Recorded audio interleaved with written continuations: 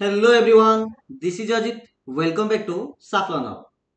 श्रेणी सप्तम पिले समस्ते किपरि अछ? आशा करछि समस्ते बहुत भलो थिबो। तो पिले माने आज रही क्लास रे तुम इतिहास बहिर जो प्रथम अध्याय अछि जहार नाम होछि नूतन शक्तिर अभ्युत्थान। पिले माने हमें बहुत गोटे पार्ट रे एही पाठटी को हमें कंप्लीट कर दैछे। आज रही वीडियो रे एहार जो क्वेश्चन आंसर अछि ताको हमें डिस्कस करिबा। तो पिले माने यार जो क्वेश्चन आंसर अछि देखो एथिरे केतरा नंबर अछि पाखापाखि 10 रु 11 नंबर अछि। जदि मु एक नंबर कथा कहिबी तो पिला माने एक नंबर क्वेश्चन टा पूरा लॉन्ग क्वेश्चन अटे। तो देखो एटारे एक नंबर क्वेश्चन रे केतरा अछि ट ठ ड जाई अछि। मीन्स पिला माने पाखापाखि 13 टा क्वेश्चन अछि केवल एक नंबर क्वेश्चन। तापर जदि हमें 2 नंबर क्वेश्चन को जिबा तबे 2 नंबर क्वेश्चन रे बहुत शॉर्ट क्वेश्चन जाक अछि। 3 नंबर मते शॉर्ट क्वेश्चन, तापर हमें 4 नंबर देखिबा भी शॉर्ट क्वेश्चन। 5 नंबर क्वेश्चन रा संक्षिप्त टिप्पणी देछि एटा टिके माने अल्प बहुत टिके रहिबो माने 2 मार्क 3 मार्क क्वेश्चन टाइप किछ रहिबो। किंतु एक नंबर क्वेश्चन जो 13 टा लॉन्ग क्वेश्चन थिला से जाक प्राय 5 मार्क 4 मार्क 5 मार्क क्वेश्चन आसीबो। ठीक अछि। एहा पर जो 6 7 8 9 10 11 अछि ए जाक मते 2 3 मार्क क्वेश्चन आसीबो। ठीक अछि। तो चलो प्रथमे हमें एक नंबर क्वेश्चन आरंभ करिबा। देखो पिले एक नंबर क्वेश्चन क देला अधिकांश मध्ययुगीय लेखक कवि आउ ऐतिहासिक मानकर मूल लेखा काहींकि हस्तगत होई पारि नाही। अर्थात मनकर आज के 1000 वर्ष तले कोन घटना हेतिबो से समय के लेखक किबा कवि किछ ना किछ लेखा लेखि करथिबे से लेखा जाक एबे आउ हमको मिलुनी। तो काहींकि मिलुनी? तो सिंपल पिला माने एथिरे माने एहर आंसर तमे ए जो पेज 1 अछि पिला माने पेज 1 पेज 2 आ जो पेज 3 अछि पिला माने आ भितरु तमे देखियो पाइबो। स्पेशल तमरो पेज 2 और पेज 3 भितरु तमे देखियो पाइबो। ठीक अछि। तथे मु देख एठरे ओडे सिंपल आंसर नै आसी देखो कोन हे परिबो जे मध्ययुग अर्थ होची पिला माने 700 मसिया रु 1700 मसिया को मध्ययुग बोली कहआ जाय। तो मध्ययुग रे अनेक लेखक कवि आ ऐतिहासिक माने विभिन्न रचना स्वकीय क्षेत्र में करछथि। स्वकीय अर्थ होची निजे निजे करिसथि। मीन्स निजे लेखक लिखिछथि, कवि मान लिखिछथि इमे सब। मात्र अनेक क्षेत्र रे सेमानकर जो लेखा गुडी बा मूल लेखा गुडी हस्तगत होई पारि नाही। मीन्स आजिका समय हमको मिलुनी। तार कारण कोन जोडी कि हमर प्रश्न थिला। तो तार कारण पिला माने चारटा कारण एठा देइछि। प्रथम देला मध्ययुग रे कोन नथिला ना छापाखाना नथिला। मीन्स वर्तमान जो हमें जो बही गुडी जो प्रिंट होची किबा खाता गुडी जो प्रिंट होची ता मुख्यतः छापाखाना थिबा जो सुविधा होची। किंतु से समय रे बेले 700 रु 1700 मसिया टाइम पीरियड रे छापाखाना नथिबारु सेई लेखा गुडीकर पांडुलिपि बा मूल लेखा मुद्रित प्रिंटिंग हेबा को मुद्रित बोली कहआ जाय। तो मुद्रित होई पारु नथिला। जदि मुद्रित होइथा ना छापाखाना थांदा तो बहुत रे कॉपी हम पाके थांदा तो हमको सहज मिल जाय थांदा। नेक्स्ट हला जनक पांडुलिपि को। तो से समय कोन होतला जानना ना जने लिखुथिले से लेखा को आउ जने कोन करथिले देखि देखि लिखुथिले। तापर आ लेखा को देखि आउ जने देखि लिखुथिले। तो इमिति लिखले आसी कोन होतला ना ये मन लिखिथिबो राम, आ पाको आसला आसी हरि, आ पाको आसला आसी सीता हिजिया। तो जनक पांडुलिपि को देखि अन्य जने लिखुथिले। तो मूल लेखा को अनुसरण कला बेले अधिकांश क्षेत्र रे अक्षर रे परिवर्तन होई होतला। आउर मते बेले कोन होतला ना अनुसरण करथे व्यक्ति ता मनरु मते गोटे धाडी किमा दी धाडी लिखि दोतला। माने रामायण दिया आइथिबो से रामायण भितर महाभारत मते होई तो मार दोथिबो जा द्वारा मीनिंग अलगा पळे आस्तुला। एहा द्वारा नूतन लेखा रे प्रमाद रहि होतला। मीन्स नूतन लेखा रे जो माने जो मूल जिनसडा रहु नथला। तो ऐतिहासिक माने ग्रंथ तथा नथ्य अभिलेखागार रु संग्रह करती। तो एबे भी तथापि बहुत गोटे लेखा लेखि अछि अतीतर, किंतु से गुडी को उई मारिवार बहुत पॉसिबिलिटी अछि। तो से गुडी को अध्ययन कर इतिहास रचना करती। मात्र अधिकांश समय रे जो बहुमूल्य तथ्य सम्मिलित जो नथिपत्र गुडी को उई खाइ देबार मते भय रहउछि। एही सब कारण अधिकांश मध्ययुगीय लेखक कवि और ऐतिहासिक मानकर लेखा गुडी को हस्तगत हेइ पारु नाही। बुझियला? चलो 2 नंबर क्वेश्चन देखिबा। 2 नंबर क्वेश्चन पिला मान देला जे मामुदुंको दरबार संपर्क रे तुमे कोन जानछ लेख। मामुदु जिते राजा थिले, मामुदु मीन्स एटा देखो हमर तुर्क मानक आक्रमण रे जो मामुद गजनी अछि तांका विषय लेखिया पे ये कहिछि। ठीक अछि। तो मामुदुंको दरबार संपर्क रे तुमे कोन जानछ लेख। देखो दशम शताब्दी मीन्स 901 रु 1000 मसिया को दशम शताब्दी कहआ जाय। तो दशम शताब्दी रे भारत रे राजनैतिक अवस्था बहुत अस्थिर थिला। एहार सुजोग नै भारतर उत्तर पश्चिम दिगरु मीन्स बर्तमान जो हमर पंजाब हरियाणा जो राज्य अछि सेपट आड़ू स्पेशली तुर्की माने भारत आक्रमण करने को सफल होते। तो 10वीं शताब्दी अफगानिस्तान रे आलाप्तगिन गजनी नामनी एक क्षुद्र राज्य स्थापन करते। ठीक अच्छे ना। तो आलाप्तगिन हूँ जड़े राजा ना आउ गजनी हूँ गोटे आलाप्तगिन हूँ राजार ना गजनी हूँ जगार ना। तो आलाप्तगिन राजा गजनी नामक गोटे क्षुद्र राज्य तैयारी कले।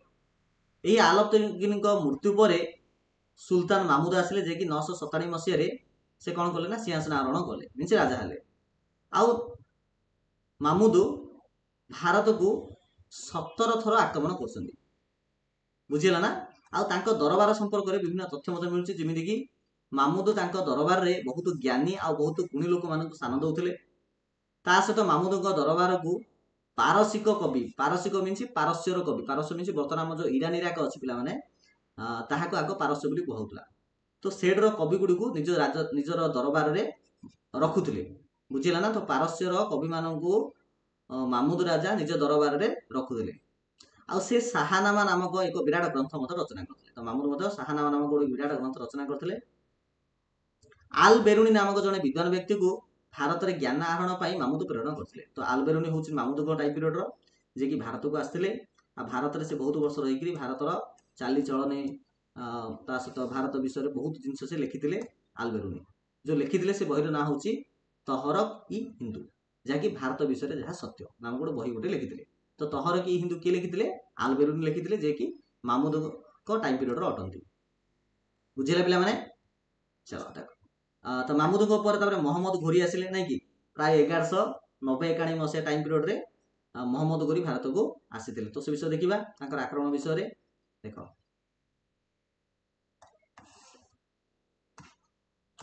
अफगानिस्तान रे गजनी राज्य जिते पतन हो गला माने आमर जो मामुद मृत्यु पर परवर्ती राजा मैंने दुर्बल हो पड़ते आ धीरे धीरे से राज्यर पतन है।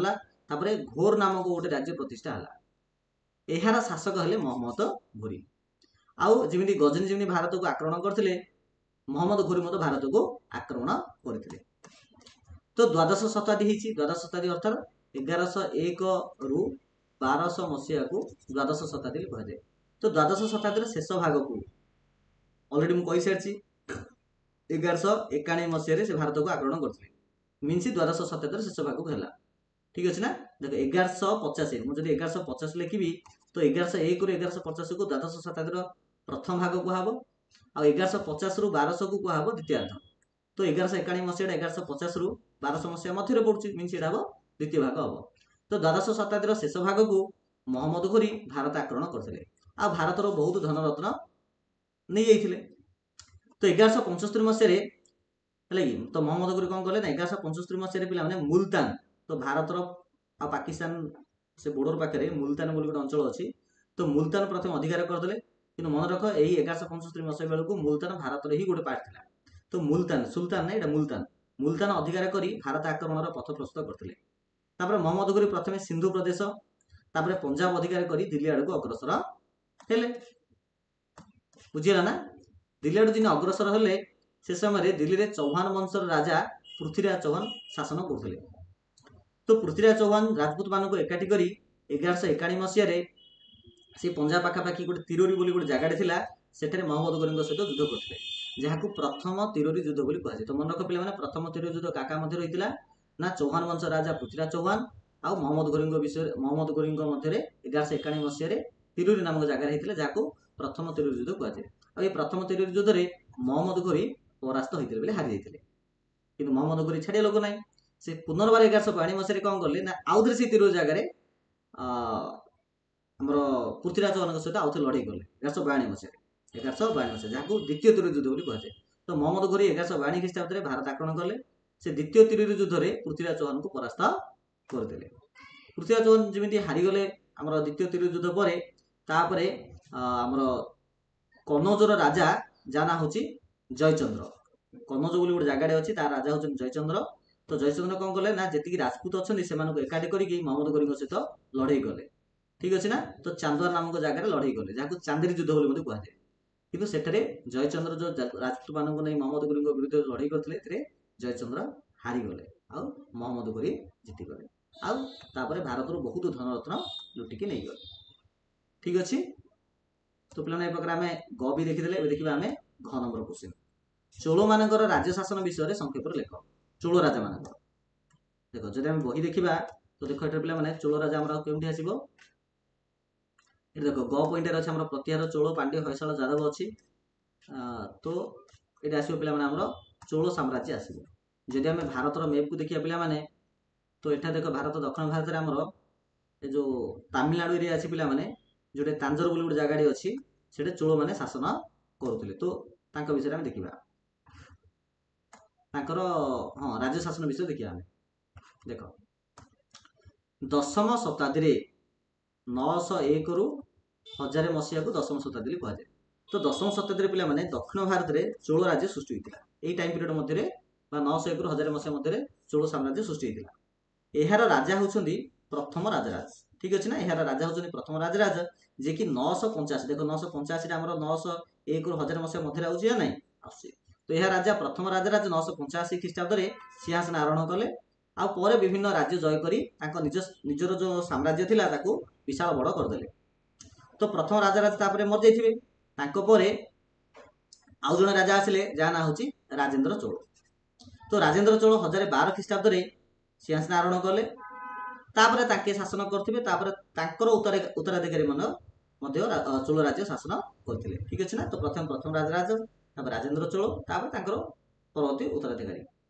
से राज्य शासन विषय जब लिखा तेज कौन पॉइंट हो पार देख प्रथम राजराज धर्म क्षेत्र में सहनशील थे से बेले प्रथम राजराज तांजोर नामक जगार आउ नेगापतनम अनेक मंदिर निर्माण करते आउ प्रथम राजराज समुद्र पथरे पश्चिम एशिया को विभिन्न द्रव्य पठाई निज राज्य को समृद्ध करते मीन बेपार वाणिज्य करते तो समुद्र पथ मध्यम पश्चिम एशियार अन्य देश गुड़िक सहित बेपार वाणिज्य करते जहाँद्वारा निज समृद्ध करते ठीक अच्छे ना यहाँ जो राजेन्द्र चोल आसिले जी 1012 ख्रीष्टाब्द सिंहासन आरोहण करते से पल्लव राजा गंग आउ पाल मान परास्त कर राज्य को निज राज्य में मिसाई चोल साम्राज्य को पूरा बड़ कर देते आउ निजे राजेन्द्र चोल जड़े जनमंगलकारी राजा थे कहीं से निज लोक मान सुविधा असुविधा कथा बुझुते कृषि उन्नति अनेक नदीबंध बहुत गुड़े केनाल आ बहुत गुड़े हद करते सहित से बहुत देवादेवी आउ राजा राणी सुंदर सुंदर मूर्ति करी अंचल कला और स्थापत्यर विकास करते चोल मान द्वारा निर्मित मंदिर गुड़िक पे जनबसतिर केन्द्रबिंदु था आउ थे कौन चोल मैंने जो मंदिर गुड़िक करते जनबसतिर केन्द्रबिंदु था मीनस मझे थी मंदिर ता चारिपटे लोक मैंने समस्त रोते सो दैट कौन होता ना बाहर लोक टूरिस्ट हिसाब से आसुले जहाँ ये लोक मैंने बहुत गुड़े बिजनेस कर निजर गुजराण मेटे पारे तो सहित मंदिर गुड़िक अधीन में बहुत बहुत गुड़े जमी रही तो से जमी को किसी लोक कर आकार नहीं चाषबास करके जीविका निर्वाह कर प्लस वर्ष वर्ष टैक्स देवार ठीक अच्छे जहाँद्वारा मंदिर परिचालन होगा तेणु मंदिर गुड़िक सामाजिक अर्थनैतिक तथा सांस्कृतिक जीवन केन्द्रबिंदु था चोल मैंने उत्कृष्ट शासन प्रवर्तन करते उत्कृष्ट मीन चोल मैंने भल शासन प्रवर्तन करते शासन मुख्य जे राजा ठीक अच्छे ना शासन मुख्य जे राजा उपदेश देवाई गोटे मंत्रिमंडल रोते भी जमी आम जब आम गणतांत्रिक सरकार कथा कहवा तो मुख्य को साहाय्य करने मंत्री परिषद अच्छी नहीं कि तो सेमती से समय राजा को उपदेश देवाई गोटे मंत्रिमंडल रोला युद्ध राजस्व आदाय न्याय प्रदान ये सब जिन केन्द्रीय शासन परिसर भुक्ति मीनस राजा अधीन जगह रोला कृषक मानक नहीं माने जो गोटे गाँ थी जो गाँव में केवल कृषक मान थे तो से गाँ को ऊर बोली कहुला आ केते गुड़े ऊर को लेकर गोटे गोटे ग्राम परिषद जहाँ नाडु बोली कहुला मन रखे नाडु शब्द ऊर शब्द केवल चोल साम्राज्य टाइम पीरियड आस मीनस दक्षिण भारत जो चोल मैंने जो शासन करते टाइम पीरियड भितर ऊर और नाडु शब्द जाक आस मन रखी बेलाल जातिर धनी कृषक मैंने नाडुर शासन को नियंत्रण करुले आउ चोल टाइम पीरियड ब्राह्मण मानक राजा जमीदान करते आउ ब्राह्मण मैंने जो रोते जो गाँव में रोते से गाँव को ब्रह्मादेव बोली कहुला ठीक अच्छे ना तो ब्रह्मादेव हूँ गोटे गाँ जो ब्राह्मण मैंने रोते तो से गाँ को शासन परिचालना करने गोटे सभार आवश्यक पड़ूला ठीक अच्छे ना आउ ये सभा विभिन्न कमिटी गठन करी माने ये सभा विभिन्न प्रकार मीटिंग करिवो से मीटिंग रे कौन आलोचना हम ना से जो ब्राह्मण मान जो गाँ अच्छी ब्रह्मादेव गाँ अच्छी से बगीचा पोखरी जलसेचन केमी हम मंदिर किपरि परिचालना हम ये सब जिन सब निष्पत्ति से नि बुझेगा पे बहुत बढ़िया। चलो मो नंबर देखा मो नंबर हूँ पे यादव वंशर राजा मान कृतित्व विषय लेख यादव वंश जब आम बही देखा देख पे आस प्रतिहार चोल पांड्य होयसला यादव देख यादव आसो ये आस पांड्य वंश नेक्स्ट आसला होयसला यादव वंश तो यहाँ हूँ यादव वंश देख यादव वंशर राजा मान कृतित्व विषय लिखा तो दक्षिण भारत आम जब मेप पे देखा यादव वंश मैंने कौट शासन करते तो देख जो मेप देखा देख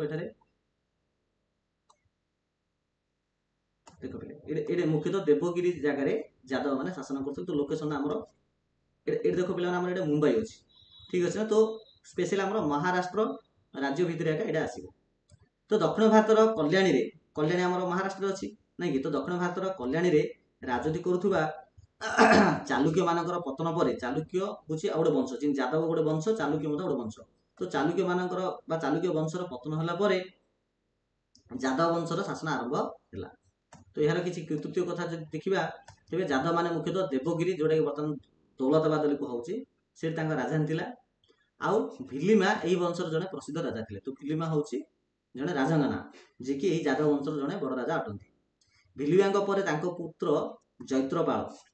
जैत्रपाल यादव वंश राजा हेले आउ जैत्रपाल युद्ध राज्य मध्यम निज साम्राज्य विस्तार करते तो राजा काम है अन्य राज्य को परास्त करने निज राज्य को मिशे देवा तापर रामचंद्र देव यादव वंशर सक्सेल राजा थे शासन पीरियड रे मैंने रामचंद्र देव जो राजा थे यादव वंशर से समय दिल्ली सुल्तान थे अलाउद्दीन खिलजी तो अलाउद्दीन खिलजी देवगिरी आक्रमण कर बहुत धन रत्न लुंठन कर नहीं जाइए ठीक अच्छे आउ यही राजा पर आमर रामचंद्र देव राजा पर यादव वंश राजा किए हेले ना शंकर देव तापर हरपाल एम शासन करते पे मैंने चतुर्दश गले चतुर्दश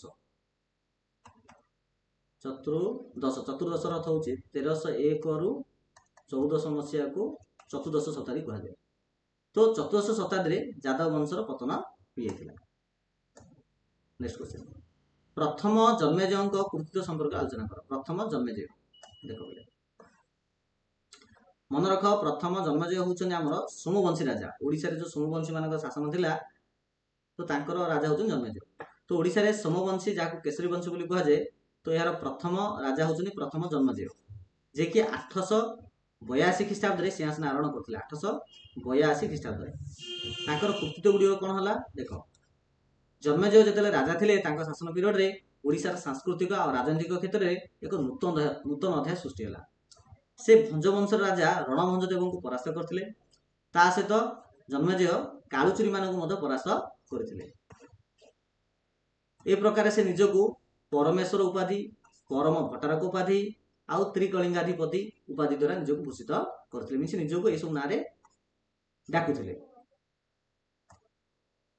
नेक्स्ट देखो सोमवंशी मानकर सांस्कृतिक कृतित्व मान उल्लेख कर बोले संस्कृति क्षेत्र में कौन से सब गुरुत्व आरोप देइछनी बा संस्कृति क्षेत्र में ओडिसा संस्कृति रे से कौन तांकर सब कौन अवदान रही ओडिसा सोमवंशी राजा माने दीर्घ पिला माने 200 वर्ष धरि शासन करथिले ठीक अच्छे ना दीर्घ 200 वर्ष धरि शासन करथिले इंग्रेज 200 वर्ष शासन करथिले भारत को माने ओडिसा को 200 वर्ष धरि शासन करथिले आउ सेमानकर केतक सांस्कृतिक जेहेतु 200 वर्ष शासन करथिबे तो निहात रूपे ओडिसा सांस्कृतिक क्षेत्र में सेमानकर अवदान निहाती थिबो का तो सोमवंशी माने खूब सुंदर सुंदर शैली रे मंदिर गुडी को तैयारी करथिले सेमानकर प्रमुख कृति गुडी हला जेमिति भुवनेश्वर रे जो लिंगराज मंदिर आमे देखुचे पिला माने भुवनेश्वर लिंगराज मंदिर देखिदिबो ताहा सोमवंशी राजा माने करथिले तासे भुवनेश्वर मुक्तेश्वर मंदिर देखिदिबो राजाणी मंदिर आ चंडीखोल महाविनायक मंदिर ए सब जाक सोमवंशी राजा माने तैयारी करथिले।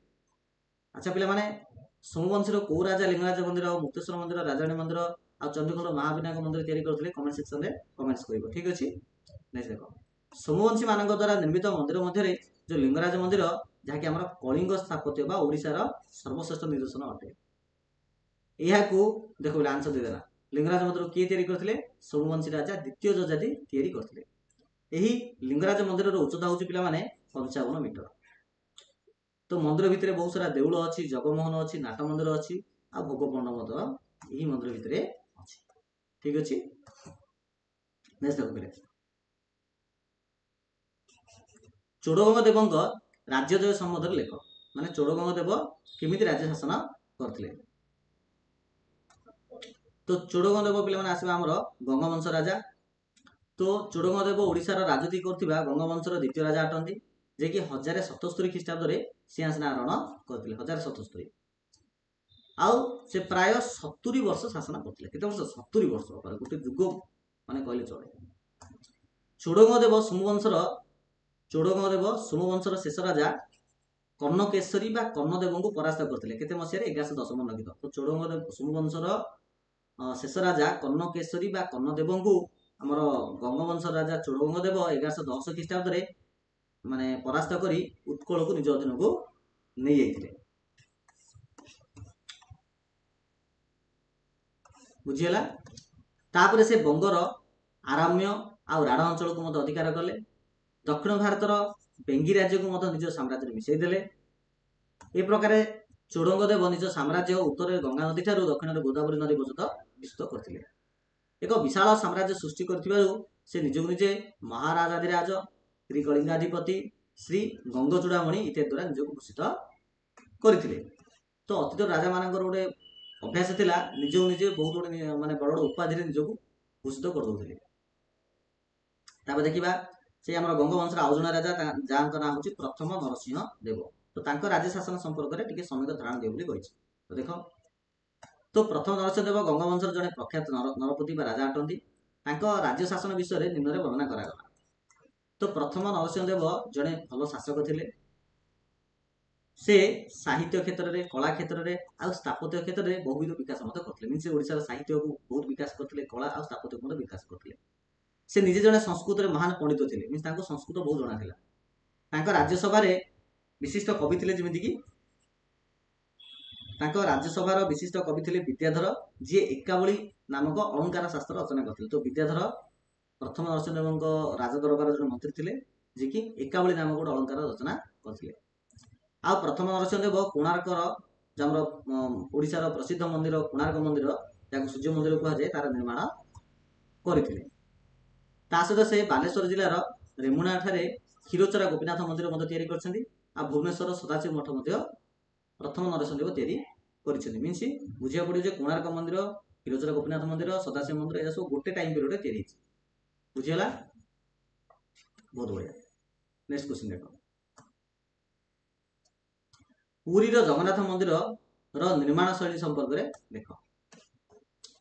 ପୃଥିବୀ ପ୍ରସିଦ୍ଧ ପିଲାମାନେ ପୁରୀର ଜଗନ୍ନାଥ ମନ୍ଦିର, ଯାହାକୁ କିଏ ତିଆରି କରିଥିଲେ? ଚୋଡ଼ଗଙ୍ଗ ଦେବ ତିଆରି କରିଛନ୍ତି। ଠିକ ଅଛି। ଜଗନ୍ନାଥ ମନ୍ଦିରର ନିର୍ମାଣ ଶୈଳୀ ଅତି ଉଚ୍ଚ କୋଟିର ଆଉ ଅଧିକ ରମଣୀୟ ବି ଅଟେ। ଏହାର ଉଚ୍ଚତା ହେଉଛି ପିଲାମାନେ ପାଖାପାଖି 66 ମିଟର। ମନ୍ଦିରର ଚାରିପଟେ ମେଘନାଦ ପାଚେରୀ ଅଛି। ଆଉ ମନ୍ଦିରକୁ ପ୍ରବେଶ କରିବା ପାଇଁ ଚାରିପଟେ 4ଟା ଦ୍ୱାର ବି ଅଛି, 4ଟା ପ୍ରବେଶ ଦ୍ୱାର ଅଛି। ଆଉ ପୂର୍ବ ଦ୍ୱାରର ସମ୍ମୁଖରେ ଗୋଟେ 12 ମିଟର ଉଚ୍ଚତାର ଗୋଟେ ଅରୁଣ ସ୍ତମ୍ଭ ମଧ୍ୟ ଅଛି। ଠିକ ଅଛି। ବହୁତ ବଢ଼ିଆ। ଏବେ ଦେଖି ଆମେ ରାମାନୁଜଙ୍କ ବିଷୟରେ ଲେଖିବା। ରାମାନୁଜ ଦକ୍ଷିଣ ଭାରତରେ ଯେତେବେଳେ ଭକ୍ତିବାଦ ସୃଷ୍ଟି ହେଇଥିଲା, ସେ ସମୟରେ ଶଙ୍କରାଚାର୍ଯ୍ୟ ଆଉ ରାମାନୁଜ ହେଉଛନ୍ତି 2 ଜଣ ପ୍ରମୁଖ ବ୍ୟକ୍ତି। ତ ଭକ୍ତିବାଦର ପ୍ରଚେଷ୍ଟା ବା ଭକ୍ତିବାଦର ଆରମ୍ଭ କିଏ କରିଥିଲେ? ରାମାନୁଜ କରିଥିଲେ ବୋଲି ଆମେ କହିପାରିବା। ରାମାନୁଜ ଜଣେ ଧର୍ମ ସଂସ୍କାରକ ଥିଲେ। ସେ ଦକ୍ଷିଣ ଭାରତରେ ଜନ୍ମଗ୍ରହଣ କରିଥିଲେ। ରାମାନୁଜ ହେଉଛନ୍ତି ଭକ୍ତିବାଦର ପ୍ରଚାର କରିଥିଲେ। ଆଉ ରାମାନୁଜଙ୍କ ମତରେ ଜଣେ ବ୍ୟକ୍ତି ନିଜକୁ ଈଶ୍ୱରଙ୍କ ନିକଟରେ ସମ୍ପୂର୍ଣ୍ଣ ରୂପେ ସମର୍ପଣ କରିଦେବା ଉଚିତ। ତା ସହିତ ଯଦି ଆମକୁ ଈଶ୍ୱର ପାଇବାକୁ ଅଛି, ତେବେ ପ୍ରେମ ଆଉ ଭକ୍ତି ଦ୍ୱାରା, ଶଙ୍କରାଚାର୍ଯ୍ୟ ଜ୍ଞାନ ଦ୍ୱାରା ପାଇହେବ ବୋଲି କହୁଥିଲେ, କିନ୍ତୁ ଆଙ୍କେ ପ୍ରେମ ଭକ୍ତି ଦ୍ୱାରା ଈଶ୍ୱର ମିଳିପାରିବ ବୋଲି କହୁଥିଲେ। ତ ଜ୍ଞାନ ଅପେକ୍ଷା ଭକ୍ତି ଈଶ୍ୱର ପ୍ରାପ୍ତିର ଶ୍ରେଷ୍ଠ ମାଧ୍ୟମ। ତା ସହିତ ରାମାନୁଜଙ୍କ ମତରେ ମଣିଷ ଗୋଟେ ଜାତି ଅଟେ, ଆଉ ମଣିଷ ଭିତରେ ଉଚ୍ଚ ନିଚ ଜାତି ସେମିତି କିଛି ନାହିଁ ବୋଲି ସେ କହୁଥିଲେ। ନେକ୍ସଟ କ୍ୱେଶ୍ଚନ, ଦକ୍ଷିଣ ଭାରତରେ ସୃଷ୍ଟି ହୋଇଥିବା ଭାଷା ଆଉ ସାହିତ୍ୟ ସମ୍ପର୍କରେ ଆଲୋଚନା କର ବୋଲି କହିଛି। ଦକ୍ଷିଣ ଭାରତରେ ଦେଖ, ଦକ୍ଷିଣ ଭାରତରେ ମୁଖ୍ୟତଃ ସ୍ପେଶାଲି ଆମର ଅଷ୍ଟମ ଶତାବ୍ଦୀରୁ ଦ୍ୱାଦଶ ଶତାବ୍ଦୀ, ମିନ୍ସ ପାଖାପାଖି ଅଷ୍ଟମ ଶତାବ୍ଦୀର ଅର୍ଥ ହେଉଛି 700ରୁ 800, ତ ଆମେ 700 ମସିହା ଧରିବା। ଆଉ ଦ୍ୱାଦଶର ଅର୍ଥ ହେଉଛି 1100ରୁ 1200। ତ ପିଲାମାନେ 700ରୁ 1200 ମସିହା ମଧ୍ୟରେ ଦକ୍ଷିଣ ଭାରତରେ ବହୁତ ଗୁଡ଼ିଏ ଭାଷା ଆଉ ସାହିତ୍ୟ ସୃଷ୍ଟି ହେଇଥିଲା। ଯେମିତିକି ସେ ସମୟ ଦକ୍ଷିଣ ଭାରତରେ 2ଟା ଭାଷା ଥିଲା, ଗୋଟେ ହେଉଛି ସଂସ୍କୃତ ଭାଷା, ଗୋଟେ ହେଉଛି ଆଞ୍ଚଳିକ ଭାଷା। ସଂସ୍କୃତ ଭାଷାକୁ ତ ମୁଖ୍ୟତଃ ପାଠ ପଢ଼ିବା କ୍ଷେତ୍ରରେ ରାଜାମାନେ ନିଜ ରାଜସଭାରେ ବ୍ୟବହାର କରୁଥିଲେ। ଆଉ ସ୍ପେଶାଲି ଚୋଳ ରାଜ୍ୟରେ ସ୍ପେଶାଲି ଆଞ୍ଚଳିକ ଭାଷାରେ ତାମିଲ ଭାଷାକୁ ବ୍ୟବହାର କରାଯାଉଥିଲା। ଅର୍ଥାତ୍ ତାମିଲ ଭାଷାରେ ସାହିତ୍ୟ ରଚନା କରାଯାଉଥିଲା। आ कम्बान नामक जड़े कवि जे कि तमिल भाषा रामायण रचना करथिले। ठीक से प्रकार जदि आंध्र को जीवा तो सेठारे तेलुगु भाषा थिला। नानाया नामक जड़े व्यक्ति जे कि कवि जड़े तेलुगु भाषा महाभारत रचना करथिले। आ रामायण मध्य भाषा तेलुगु भाषा भी लिखा जाइथिला। बुझिगला?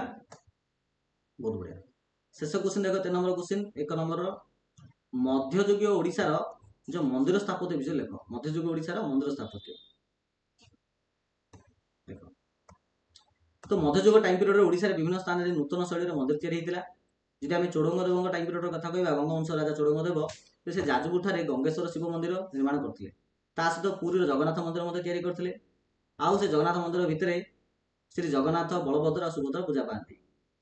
आउ एहार बेढ़ारे बेले से मंदिर भितरे काशी विश्वनाथ मंदिर, नृसिंह मंदिर, विमला मंदिर, लक्ष्मी मंदिर, नवग्रह मंदिर इत्यादि छोट छोट मंदिर गुड़िक से पाचेरी भितरे बेले जगन्नाथ मंदिर पाचेरी भितरे अच्छी। चोडंगदेव पर आसवा आम प्रथम नरसिंहदेव जे कि कोणार्कर सूर्य मंदिर तैयारी करथिले। से मंदिर विराट लौह कड़ी आउ पत्थर व्यवहार होइछि। आ सूर्य देखिए सूर्य रथ आकृतिर ए 24टा चक अच्छी आ 7टा घोड़ा अच्छी। यही मंदिर परिसरस्थ छायादेवी भितर आउ कौन मंदिर अच्छी कोणार्क मंदिर भितर छायादेवी मंदिर अच्छी, गजसिंह मंदिर अच्छी, युद्धहस मूर्ति गुड़िक अच्छी। ठीक अच्छे ना? तो पे प्रकार आम 1 नंबर क्वेश्चन सब जाक आम एठारे आलोचना कर। बर्तमान देखिए आम यार 2 नंबर क्वेश्चन देख। 2 नंबर क्वेश्चन देला जे भूल थिले ठीक करी लेख बोली कहि। तो 2 रो क देला जे सुल्तान माहमूद संपर्क में अमीर खुसरो खाजाइन उल फुतु वर्णना करते। सुल्तान माहमूद होचने आमर 987-88 से टाइम पीरियड रो। तो से टाइम पीरियड रे आमर फिरदौसी बोली जने व्यक्ति थिले जे कि शाहनामा लिखिथिले। कोन लिखिथिले देखो। फिरदौसी बोली को जने व्यक्ति थिले जे कि शाहनामा वर्णना करथिले। सेथिरे हम माहमूद को विषय जानियो पाइबा। आउ जो क्वेश्चन देला जे अमीर खुसरो खजाइन उल फुतु यह नाही। ठीक अछि। नेक्स्ट देला देखो सेकंड क्वेश्चन देला ओडिसा रा सोमवंशी मानकर शासन विषय साहित्यिक उपादान जना पड़े। साहित्यिक उपादान नहीं अभिलेख जना पड़े। तो साहित्यिक उपादान बदल अभिलेख उपादान लिखा। ग नंबर क्वेश्चन देला प्रतिहार माने शिव आउ दुर्गा को पूजा करथिले नाही। प्रतिहार माने विष्णु आउ सूर्य को पूजा करुथिले। नेक्स्ट क्वेश्चन हला द्वितीय वीरबल्लाल जे कि पांड्य वंशर शासन थिले नाही। द्वितीय वीरबल्लाल हयशाल वंशर राजा थिले। सोमवंशी माने सूर्यवंशी थिले नाही। सोमवंशी माने चंद्रवंशी थिले। मुक्तेश्वर मंदिर गंगा मान द्वारा तैयारी नाही। मुक्तेश्वर मंदिर सोमवंशी राजा मान द्वारा तैयारी। सतानंद भास्वती सूर्यवंशी गजपति कपिलेन्द्र देव समय रचित होता नहीं। सदानंद भास्वती सूर्यवंशी नहीं गंगवंशी चोड़गंग देव टाइम पीरियड रचना कर। क्षीरचोरा गोपीनाथ मंदिर लांगला नरसिंहदेव करथिले। क्षीरचोरा गोपीनाथ मंदिर को प्रथम नरसिंहदेव अनन्य कृति थिला। निम्बार्क अच्छा पिला माने लांगुला नरसिंहदेव प्रथम नरसिंहदेव गोटे ना अलग अलग कमेंट सेक्शन में कमेंट्स करो। जो माने यार राइट आंसर पाई चाहूच तो यही पाठ जो आम बही भर जो पढ़ीचे से स्पेशल आम जो गंगवंश सेक्शन आम पढ़ीचे से जीव बोले जापर जे प्रथम नरसिंहदेव आ लांगुला नरसिंहदेव गोटे ना अलग अलग। निम्बार्क जे कि अद्वैत मतवाद देते ना। शंकराचार्य बा शंकर अद्वैत मतवाद देते। नानाय कन्नड़ भाषा रामायण लिखिते ना। नानाय तेलुगु भाषा महाभारत लिखिते। लिंगायत गोष्ठीर सन्थ माने संस्कृत भाषा व्यवहार करते ना। लिंगायत गोष्ठीर सन्थ माने संस्कृत भाषा ना कन्नड़ भाषा को व्यवहार करते। बिहार आबू पर्वत दिलवाना जैन मंदिर तार मार्बल कला प्रसिद्ध। देखो दिलवार जैन मंदिर राजस्थान माउंट आबू अच्छी। बिहार आबू पर्वत ना माउंट आबू। तो बिहार आबू पर्वत जगह राजस्थान माउंट आबू पर्वत लिखा। ठीक अच्छे। देखिए 3 नंबर क्वेश्चन। 3 नंबर क्वेश्चन माने बंधनी मध्य उपयुक्त स्थान बाछी स्थान पूर्ण कर। देख तुगलकनामा डेस रचित होता। तुगलकनामा पे मैंने तुगलकनामा आमर अमीर खुसरो द्वारा या। ठीक अच्छे। देख 3 नंबर क्वेश्चन तुगलकनामा आमर अमीर खुसरो द्वारा या। सुल्तान मामूर डेस थर भारत आक्रमण करते। सिंपल 17 थर भारत आक्रमण करते। पृथ्वीराज चौहान मोहम्मद घोरी को टेस्ट युद्ध परास्त करते। पृथ्वीराज चौहान मोहम्मद घोरी को प्रथम तेलुगु युद्ध जहाँकि 1100 ଏକାଣୀ ମସିହାରେ ହୋଇଥିଲା। ମହେନ୍ଦ୍ରପାଳ ଡେସ୍ ବଂଶ ରାଜା ଥିଲେ। ଯଦି ମହେନ୍ଦ୍ରପାଳ କଥା କହିବା ତେବେ ମହେନ୍ଦ୍ରପାଳ ଆମର ପ୍ରତିହାର ବଂଶ ରାଜା ଥିଲେ। ପ୍ରତିହାର ବଂଶ। ଆଚ୍ଛା, ଚୋଳମାନଙ୍କ ରାଜଧାନୀ କଣ ଥିଲା? ଚୋଳମାନଙ୍କ ରାଜଧାନୀ ଥିଲା ତାଞ୍ଜୋର। ଭୁବନେଶ୍ୱରର ଯୋଉ ଲିଙ୍ଗରାଜ ମନ୍ଦିର ଡେସଙ୍କ ସମୟରେ ନିର୍ମିତ ହୋଇଛି। ଦେଖ ଲିଙ୍ଗରାଜ ମନ୍ଦିର ଆମର ଦ୍ୱିତୀୟ ଯଯାତିଙ୍କ ଟାଇମ୍ ପିରିୟଡରେ ତିଆରି ହେଇଛି। ଭାସ୍ୱତୀ ନାମକ ଗ୍ରନ୍ଥ ଡେସ୍ ରଚନା କରିଛନ୍ତି। ଭାସ୍ୱତୀ ନାମକ ଗ୍ରନ୍ଥ ଆମର ଶତାନନ୍ଦ ରଚନା କରିଛନ୍ତି। କାମ୍ବାନ କେଉଁ ଭାଷାରେ ରାମାୟଣ ଲେଖିଛନ୍ତି? କାମ୍ବାନ ଆମର ତାମିଲ ଲାଙ୍ଗୁଏଜରେ ରାମାୟଣ ରଚନା କରିଛନ୍ତି। ଗୋପୁରମୁଡ଼ା ଡେସ୍ ଭାରତୀୟ ମନ୍ଦିର ଗୁଡ଼ିକ ଦେଖାଯାଏ। ଗୋପୁରମୁଡ଼ା ଦେଖ ଆମର ଯୋଉ ପ୍ରବେଶ ଗେଟ୍କୁ ମନ୍ଦିର ଭିତରକୁ ଯୋଉ ଆମେ ପ୍ରବେଶ କରୁଛେ, ଯୋଉ ପ୍ରବେଶ ଦ୍ୱାରକୁ ଗୋପୁରମ ବୋଲି କୁହାଯାଏ। ଏହା ମୁଖ୍ୟତଃ ଦକ୍ଷିଣ ଭାରତରେ କୁହାଯାଏ। ଡେସ୍ କଳିଙ୍ଗ ସ୍ଥାପତ୍ୟର ନିଦର୍ଶନ ଆ ଭିତରୁ ସୋମନାଥ ମନ୍ଦିର, ରାଜା ରାଜେଶ୍ୱର ମନ୍ଦିର, ଦିଲୱାରା ମନ୍ଦିର, ମୁକ୍ତେଶ୍ୱର ମନ୍ଦିର। ଅଦ୍ୱୈତ ମତବାଦ ପ୍ରଚାରକ କିଏ? ଶଙ୍କର ବା ଶଙ୍କରାଚାର୍ଯ୍ୟ ହେଉଛନ୍ତି ଅଦ୍ୱୈତ ମତବାଦର ପ୍ରଚାରକ। ଠିକ ଅଛି, ବହୁତ ବଢିଆ। ଦେଖିବା ଆମେ 4 ନମ୍ବର କ୍ୱେଶ୍ଚିନ୍। ଦେଖ ପିଲେ, ଏଠି କସ୍ତମ୍ଭ ଖସ୍ତମ୍ଭ ଯୋଡ଼ିବା ପାଇଁ କହିଛି। 1142 ଖ୍ରୀଷ୍ଟାବ୍ଦ 1025, 1110, 1238, 840। ଆଚ୍ଛା, ଆମେ 1110 କଣ ଗୋଟେ ପଳା ଲାଗୁଛି ନାଇଁ କି? ଏଟା ଲାଗୁଛି ନା ନାଇଁ? 1110ରେ ଚୋଡ଼ଙ୍ଗ ଦେବ ସୋମବଂଶର ଶେଷ ରାଜା କନଦେବଙ୍କୁ ପରାସ୍ତ କରିଥିଲେ। ତ ଦେଖ ଭିତରେ କୋଉ ଲେଖା ହେଇଛି? ହଁ, ଚୋଡ଼ଙ୍ଗ ଦେବ ଉତ୍କଳ ଅଧିକାର କରିଥିଲେ। 1110ରେ ଚୋଡ଼ଙ୍ଗ ଦେବ ଉତ୍କଳ ଅଧିକାର କରିଥିଲେ। ଠିକ ଅଛି, ଏଇଟା ସରିଲା। 1152 ଖ୍ରୀଷ୍ଟାବ୍ଦରେ କଣ ହେଇଥିଲା ନା ଦ୍ୱିତୀୟ ତିରୋରୀ ଯୁଦ୍ଧ ହୋଇଥିଲା। ଦେଖ ଦ୍ୱିତୀୟ ତିରୋରୀ ଯୁଦ୍ଧ। ଆଉ 1151ରେ ପ୍ରଥମ ତିରୋରୀ ଯୁଦ୍ଧ ହୋଇଥିଲା।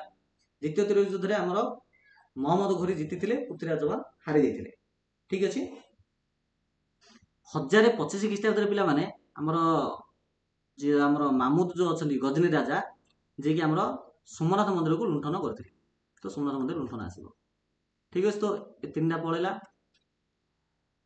1278 ଖ୍ରୀଷ୍ଟାବ୍ଦରେ ହେଲା କି ଆମର ପ୍ରଥମ ନରସିଂହ ଦେବ ସିଂହାସନ ଆରୋହଣ କରିଥିଲେ।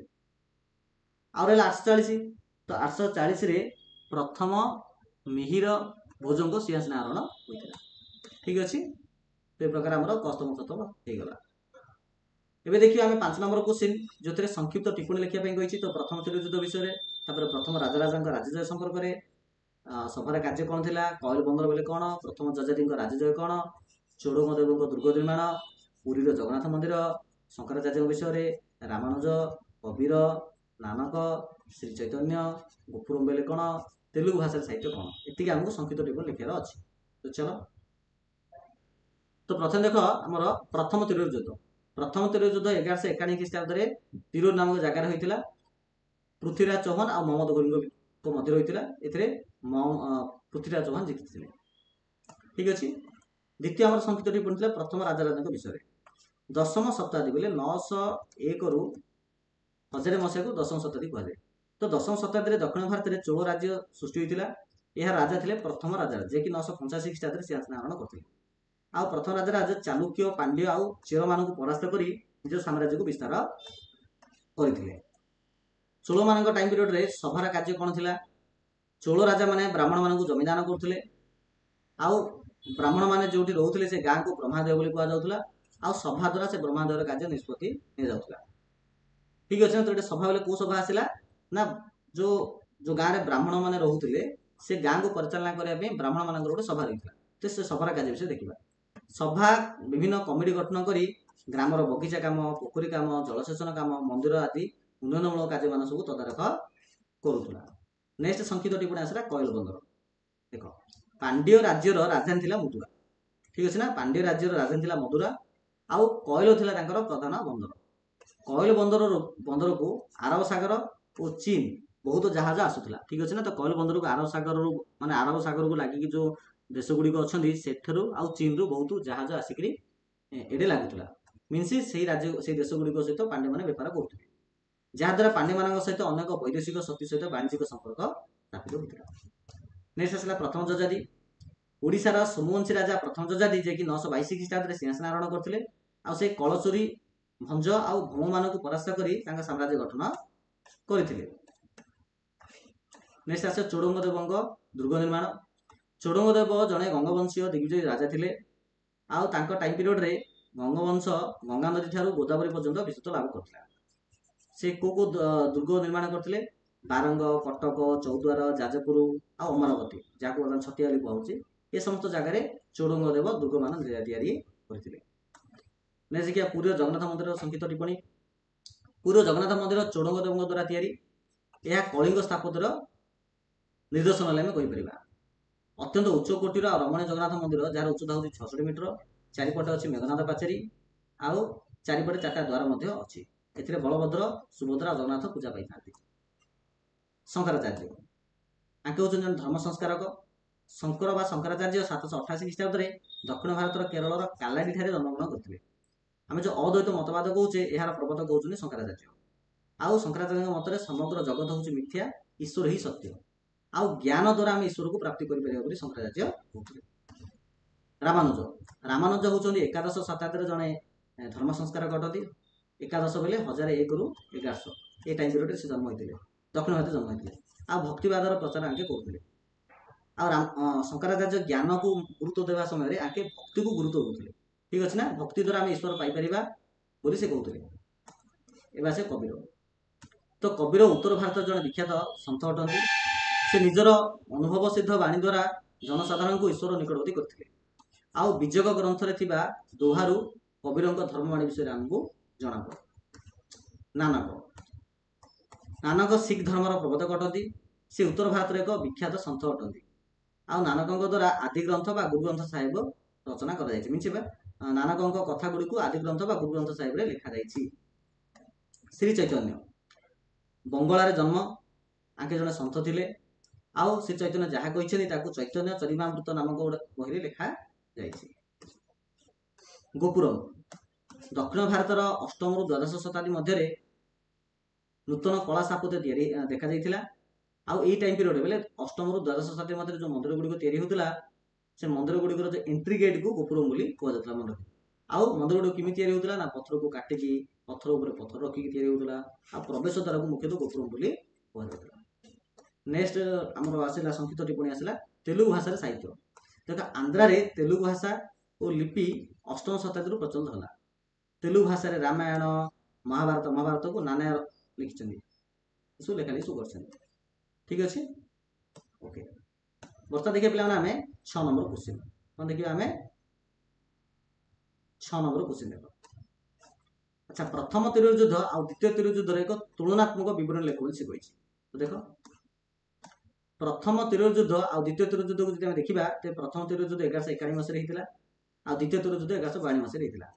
ପ୍ରଥମ ତ୍ରିରୋଜ ଯୁଦ୍ଧରେ ପିଲାମାନେ ଦିଲ୍ଲୀର ଚୌହାନ ବଂଶ ରାଜା ପୃଥ୍ୱୀରାଜ ଚୌହାନ ଜିତିଥିଲେ, ଆଉ ମହମ୍ମଦ ଘୋରୀ ହାରିଥିଲେ। କିନ୍ତୁ ଦ୍ୱିତୀୟ ତ୍ରିରୋଜ ଯୁଦ୍ଧରେ ପୃଥ୍ୱୀରାଜ ହାରିଗଲେ, ମହମ୍ମଦ ଘୋରୀ ଜିତିଗଲେ। ଠିକ୍ ଅଛି ନା। ଆଉ 1152ରେ ଯେଉଁ ଦ୍ୱିତୀୟ ତ୍ରିରୋଜ ଯୁଦ୍ଧ ହେଲା, ସେଥିରେ ମହମ୍ମଦ ଘୋରୀ ଜିତିଲା ପରେ ଭାରତରୁ ବହୁତ ଧନରତ୍ନ ନିଜ ଦେଶକୁ ବୋହି ନେଇ ଯାଇଥିଲେ। 7 ନମ୍ବର କ୍ୱେଶ୍ଚିନ୍। ଚୋଳ, ପାଣ୍ଡ୍ୟ, ହଇଶାଳ, ଯାଦବ ଆଉ ପ୍ରତିହାର ବଂଶୀୟ ରାଜାମାନଙ୍କର ଏକ ତାଲିକା ପ୍ରସ୍ତୁତ କରେ। ମିନ୍ସ ଚୋଳ ସାମ୍ରାଜ୍ୟରେ କୋଉ କୋଉ ରାଜା ଥିଲେ, ପାଣ୍ଡ୍ୟ ବଂଶରେ କୋଉ କୋଉ ରାଜା ଥିଲେ, ହୟଶାଳ, ଯାଦବ, ପ୍ରତିହାର, ପ୍ରତ୍ୟେକ ବଂଶରେ କୋଉ କୋଉ ରାଜା ମାନେ ଥିଲେ, ତାଙ୍କ ନାଁ ଯାହା ଲେଖ ସେ କହିଛି। ତ ଦେଖ, ଚୋଳ ବଂଶ କଥା କହିବା ତ ଚୋଳ ବଂଶ ଆମେ ତ ଜାଣିଛେ ଯେ 901ରୁ 1000 ମସିହା ମଧ୍ୟରେ, ଯାହାକୁ ଆମେ 10ମ ଶତାବ୍ଦୀ ବୋଲି କହୁଛେ, এই ଟାଇମ୍ ପିରିୟଡ଼ ତିଆରି ହେଇଥିଲା। ଆଉ ଦକ୍ଷିଣ ଭାରତରେ ଚୋଳ ରାଜ୍ୟ ସୃଷ୍ଟି ହେଇଥିଲା। ଆଉ ରାଜା ଥିଲେ ପ୍ରଥମ ରାଜା ଯିଏକି 985 ଖ୍ରୀଷ୍ଟାବ୍ଦରେ ସେ ସ୍ନାନ ଗ୍ରହଣ କରିଥିଲେ। ତାପରେ ରାଜେନ୍ଦ୍ର ଚୋଳ, ତାପରେ ତାଙ୍କର ଉତ୍ତରାଧିକାରୀ।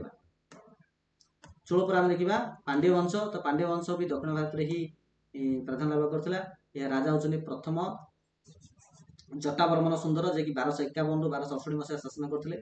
ତାଙ୍କ ପରେ ଆସିବ ମାଳ ବର୍ମନ କୁଳଶେଖର ପାଣ୍ଡ୍ୟ, ଯିଏକି 1268ରୁ 1310 ମଧ୍ୟରେ ଶାସନ କରିଥିଲେ। ଠିକ୍ ଅଛି। ତାପରେ ଆସିବ ପାଣ୍ଡ୍ୟ ବଂଶର ନେକ୍ସଟ ରାଜା ତୃତୀୟ ରାଜେନ୍ଦ୍ର ଚୋଳ ଆଉ ଉତ୍ତରାଧିକାର ହୟଶଳ ବଂଶର। ହୟଶଳ ବଂଶ ଯାହାକି ଆଧୁନିକ ମହୀଶୂର ଠାରେ ଶାସନ କରୁଥିଲେ। ପ୍ରଥମ ରାଜା ହେଉଛନ୍ତି ବିଟିକ ବା ବିଷ୍ଣୁବର୍ଦ୍ଧନ, ଦ୍ୱିତୀୟ ବୀର ବଲ୍ଲାଳ, ତୃତୀୟ ବୀର ବଲ୍ଲାଳ, ଏମିତି ପ୍ରମୁଖ ରାଜା ଅଟନ୍ତି। ଯାଦବ ବଂଶ କଥା ଦେଖିବା, ଯାହାକି ମହାରାଷ୍ଟ୍ର କଲ୍ୟାଣ ଠାରେ ରାଜତ୍ୱ କରୁଥିଲେ।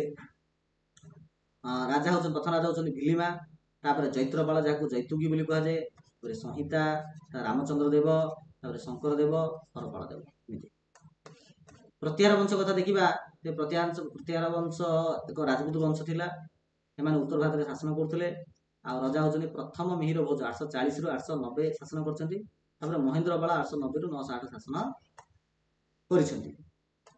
ଠିକ୍ ଅଛି। तो ये प्रकार आम प्रति वंशर राजा मान विषय देखी देखिए आम महम्मद घोरी जे कि 1151 1152 प्रथम तिर युद्ध द्वितीय तिर युद्ध होता आ मामुद गजनी जे कि 1025 मध्य से भारत को 17 थर आक्रमण करते आ भितर कौड़ा बेसी गुरुत्वपूर्ण बोली आमको प्रश्न पचार तो ओबियसली आर जो मोहम्मद गजनी मामुद गजनी जो आक्रमण करते बहुत इंपोर्टाट रहा तो देख 10वीं शताब्दी में अफगानिस्तान रे गजनी नामक एक राज्य या आ सुल्तान मामुद साबुद्दीन मृत्यु पर 997 ख्रीष्टाब्द से शासन आरंभ कले मामुद 1000 मसीह 1027 मसीहा मध्य भारत को 17 थर आक्रमण कर मामुद पंजाब मुल्तान आउ थानेश्वर अधिकार कर पंजाब को निज साम्राज्य मिसाई 1025 ख्रीष्टाब्द गुजरात प्रसिद्ध सोमनाथ मंदिर को आक्रमण कर बहुत धन रत्न लुंठन कर निज देश को नहीं जाते आउ से भारत में इस्लाम धर्म गौरव से इस्लाम धर्म को गौरव रखापी सदाबे चेष्टा थे मीन मुसलमान इस्लाम धर्म को से गुरुत्व दौले यहाँ तो गला मोहम्मद गजनी विषय देखिए मोहम्मद घोरी घोर राज्यर शासक मोहम्मद घोरी 1191 जस्ट सेकेंड पे मैंने 1191 ख्रीष्टाब्द 1142 मसीह से भारत आक्रमण करते 1191 से प्रथम तिर युद्ध में पृथ्वीराज चौहान को परास्त करते 1142 ख्रीष्टाब्द द्वितीय तिर युद्ध में भूल कहली 1191 मसीह प्रथम तिर युद्ध में पृथ्वीराज चौहान जीति आ मोहम्मद घोरी हारी 1142 मसीह द्वितीय तिर युद्ध में मोहम्मद घोरी जीति पृथ्वीराज चौहान हारी जाते चांदेरी युद्ध में राजपूत राजा जयचंद्र परास्त होते यापर मोहम्मद घोरी भारत बहुत धन संपत्ति नहीं जाते तो ये प्रकार जब मोहम्मद घोरी आ मामुद को जब तुलना करवा तेरे मामुद जो आक्रमण अधिक गुरुत्वपूर्ण रही कहीं मामुद 17 थर भारत को आक्रमण कर काश्मीर बंग बुंदेलखंड मालव आजमेर सबकि अधिकार कले आ हिंदू मंदिर ध्वंस कले आ भारत में इस्लाम धर्म प्रसार से करते ठीक अच्छे नेक्स्ट देख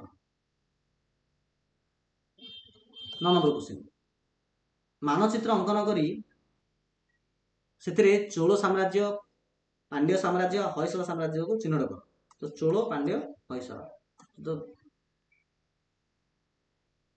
देख पे प्रकार तुम गोटे छोटिया मेप रोड कर दे पारिबो मेप रे देख मुख्यतः प्रतिहार माने जो कनौज नामक जगह शासन करते वंश ये थिला आ जादव मानकर वंश ये थिला होयसला वंशर माने एठी रहउतले चोल माने एठी रहउतले पांड्य माने एठी रहउतले एमती तो प्रकार मेप तुम कर पारिबो नेक्स्ट क्वेश्चन है शंकर आ रामानुजन मत संपर्क में आलोचना करी तुम केउटी को कहीं प्राधान्य देव अच्छा शंकराचार्य आम जाने से ज्ञान उपर गुरुत्व दौले आ रामानुज भक्ति उपर गुरुत्व दौले तो आ भर तुम कौड़ा को अधिक प्राधान्य दब बोली से पचार तो देख